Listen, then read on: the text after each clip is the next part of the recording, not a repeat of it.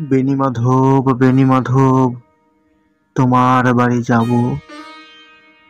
বেণীমাধব, তুমি কি আর আমার কথা ভাবো? বেণীমাধব, মোহনবাসী তমাল তরুমূলে বাজিয়েছিলে, আমি তখন মালতী স্কুলে।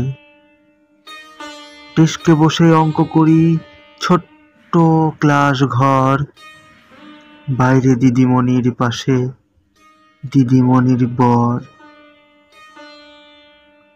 আমি তখন নবম শ্রেণী, আমি তখন শাড়ি। আলাপ হলো বেণীমাধব, সুলেখাদের বাড়ি। বেণীমাধব, বেণীমাধব, লেখাপড়ায় ভালো, শহর থেকে বেড়াতে এলে আমার রং কালো। তোমায় দেখে এক দৌড়ে পালিয়ে গেছি ঘরে। বেণীমাধব, আমার বাবা দোকানে কাজ করে। গুঞ্জে অলি গুঞ্জে তভু, উঠেছে মঞ্জুরি।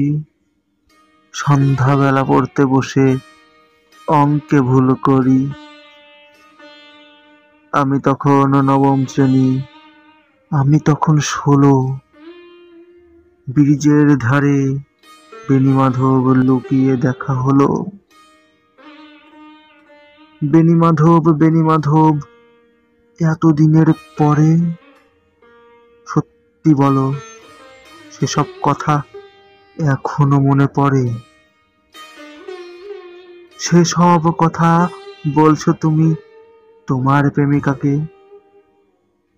আমি কেবল একটি দিন তোমার পাশে তাকে দেখেছিলাম আলোর নিচে, অপূর্ব সে আলো। স্বীকার করি, দুজনকেই মানিয়েছিল ভালো। জুড়িয়ে দিল চোখ আমার, পুড়িয়ে দিল চোখ। বাড়িতে এসে বলেছিলাম ওদের ভালো হোক।